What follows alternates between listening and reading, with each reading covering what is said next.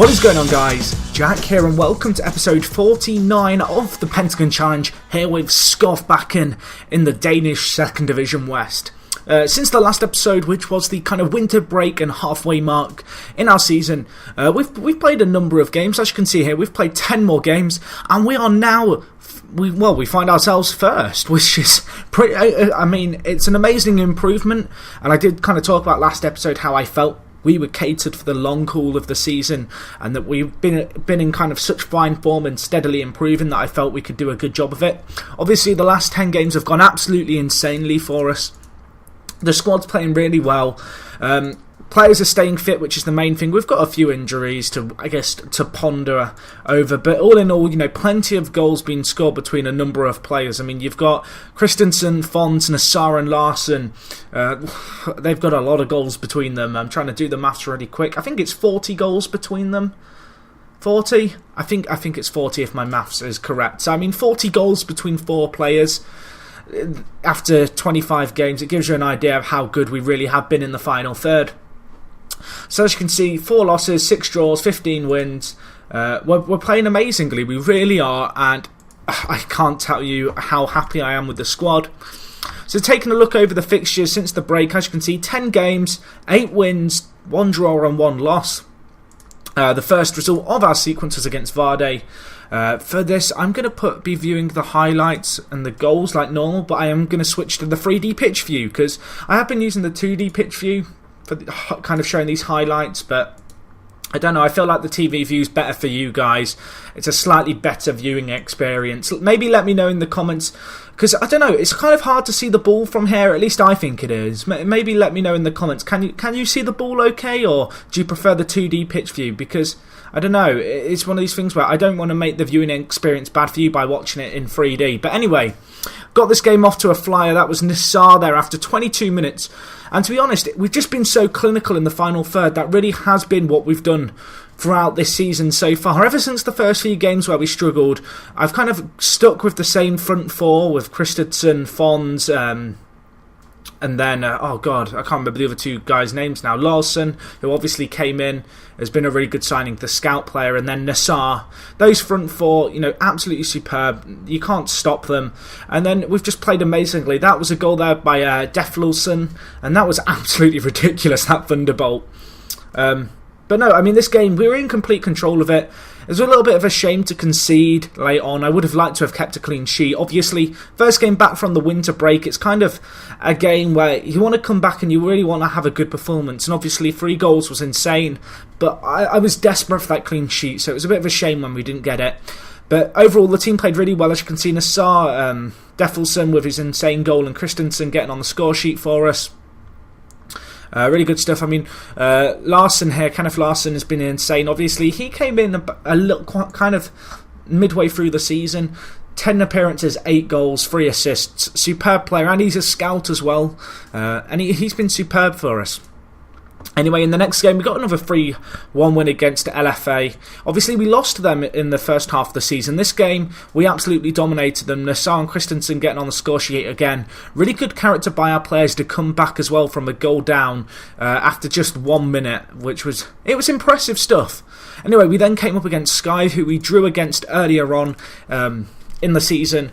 This was always going to be a tough game. Skyver are a very strong side, and to be honest, going away to them, I was kind of anticipating a much harder game than it ended up being. Admittedly, we did get a draw against the run of play. However, kind of they've been a very good team in the league this year. I mean, to be honest, the league's been unbelievably close, but Skyver have certainly stood out to me. They've not, I don't think they're as high as they should be. But they've kind of thrown away points against lower division teams, which is something that I want to say we've eliminated from our game. Our only defeat in our kind of sequence of results came against a team at the bottom end of the table, which I guess is a little bit worrying to see. But anyway, another insane long shot there, but actually that hit the crossbar and hit my keeper's back and went in, and I was really confused in the 2D pitch view, and it took me a second or two to really kind of get what I just bared witness to, and then they scored from a cross. So I guess this was another comeback. Didn't really occur to me at the time, but back-to-back comebacks to secure points. Good work and good character by our players. As you can see, they were really pushing up the field hard, and it was really up to us to hit them on the counter with our attacking unit, which we did do here. Christensen with a burst of pace kind of that whole thing that I go on about the physical elements of players, physical stats and your speed and pace and natural fitness. They're the things to look for in the lower league, and then Larson getting a goal there to make it 2-2 in the end. So that was a really good result. And then on the back of this, we got a 2-0 win against FC Roskilde. We'll go with Roskilde. And then we came up against Otterup. And I mean, Otterup, if we look at the table, they're the team who we lost to 1-0. They're right at the bottom of the table. So it really was a disappointing result to, I guess, have. And they played well, to be honest. They showed they weren't pushovers. I'm kind of surprised how low they are in the league. I wouldn't be surprised if they do stay up. Dedovic getting another man of the match performance. He's getting so many of them. He has been struggling with fitness because he has played every league game this year, but he's come big for us with 5 player of the matches in 25 games. I mean, absolutely insane stuff by him. But I don't know, his performance alone, I guess, wasn't enough to avoid defeat. On the back of this, we got a good 3-1 win against Holstebro, who are another really good team. I mean, looking at the table now, you can see the kind of top of the table has spaced out now a lot, but really we're doing well, but when we're not completely out the woods yet with 5 games left. There's still time for us to slip up. I'm a bit overly negative just because I'm kind of paranoid here. I don't know what it is, but there's something telling me that it might be a bit closer at the end of the season than it looks. Anyway, as you can see here, Christensen grabbed a brace in a 2-1 victory. A game which we took the lead in early on. They grabbed a goal and then we really had to grind out the all-important 3 points. And this was at a stage where there was still not a lot between the teams at the top. We had kind of made a little bit of progress in terms of pulling away, but the 1-0 defeat really kind of hurt us. And it was tough for us. But as you can see here, we grabbed an early goal. They replied near immediately, and it was just good kind of character, I guess, by our team to see Skov back and come back from a goal down. So yeah, I mean, this was one of those games where it's been tough, but we've come back from behind and come back from a setback. We've not done it the easy way, put it that way. A lack of clean sheets is somewhat worrying, but as I kind of said at the start of the season, my aim is to outscore teams in these lower leagues. You can't expect to defend amazingly, so you've got to go up there and score. And I feel as if the attacking mindset that we've put in is one of the reasons for us kind of struggling. Anyway, we then played Svoboli in a tough game. It was another one of these games where we had to grind something out. They took the lead twice in this game, and we came back a number of times before kind of having a surge at the end of the first half, and then into the second half we started off far better than them, and we ended up going 4-2 up after just 60 odd minutes, and from then it was a nice comfortable result, I suppose. But I don't know, I feel as if the teams kind of come out amazingly.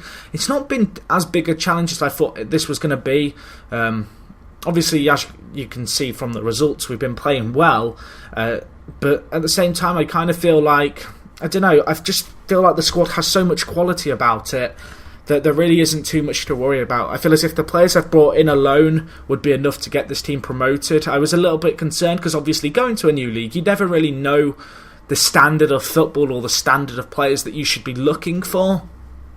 And I guess that's a common problem across a lot of things. I don't know, guys, what's your biggest problem if you've ever been to an obscure league? Because, I don't know, I kind of feel like, obviously, every league has a slightly different way of playing football.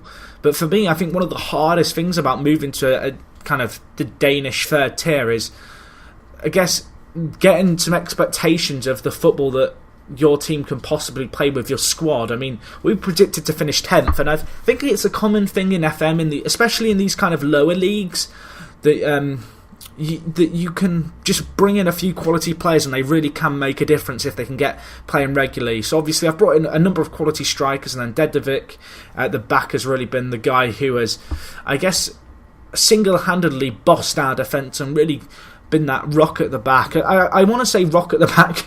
Well, obviously we've not kept many clean sheets, but he's certainly, he cuts out the balls. He's the guy who's going to win the ball for us.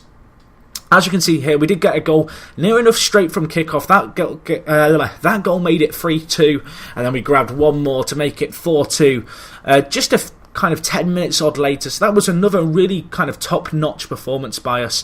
Coming back from goals behind, you know, we've got that character in our team, the determined personality of our squad showing through. Players not giving up on results, and I can't express how underrated determination is as a stat, because it's something that I've tried to look for in a lot of these players, and it's come good for us in games like this. I mean, if I just show you quickly, Christensen with 2 determination, great example there. 4 determination, you know, you've got to bear in mind we're in the lower leagues, anything above 10 is good determination, like Nissen. I mean, it's not a stat that's like unbelievably important, but as you can see as we go further down, all these players having like 9 or 10 determination. It makes a difference having players who are determined in your squad. I love the way that the first few players I scrolled through all had like 2 determination, and now as I get through, you can kind of see where I was going with this. Just having that determined group of players, it does help you out, certainly. Anyway, on the back of that 4-2 emphatic win, we got another win against FC Gersland, I don't know. We'll go with that. It sounded good, didn't it?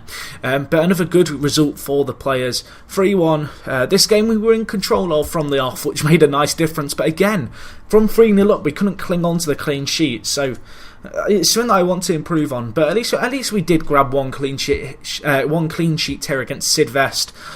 Good 2-0 win. Really in control of this game. They did not have a shot on target, and Bertram and Larson with the goals. Squad struggling for fitness a little bit. You know, I have been rotating the squad, but the natural fitness is fairly decent, although it is starting to catch up with us, which is a little bit worrying. But one of those things, I guess, where you can rotate your squad only so much when you've not got the squad in kind of strength in depth. You know, the team that I have, sure, I've got the likes of Sondergaard, the centre attacking mid youngster on the bench, but in reality, the teams in the first team cannot be replaced by half-star and even lower ability players. They've just not got that kind of standard of football, especially with us playing at this high level that we are, and, you know, needing wins week in, week out. I can't really afford to play reserves and slip up 1 or 2 games. You know, we've got to go out and set up to win every game.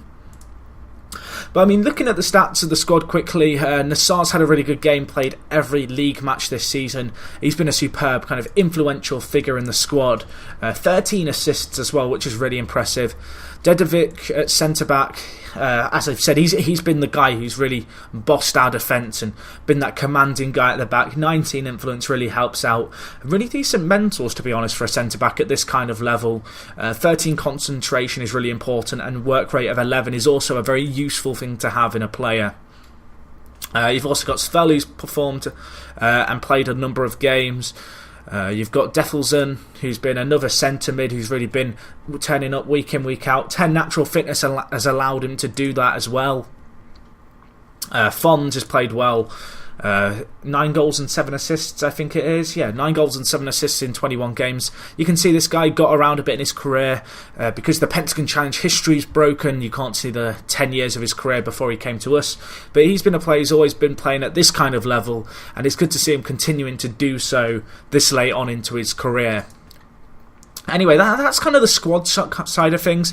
Looking at the finances, slightly concerning to see we are slowly losing money, and despite the fact I am well within the wage budget, we're struggling financially, which isn't great. So this kind of promotion really is important now. The fact that we see out this kind of position we have with 5 games left and really push on for the win and to get promoted would be great. And it'd see us into the 2nd division of Denmark, which would be kind of the highest league the club's been in for a number of years. So that's something certainly to strive for.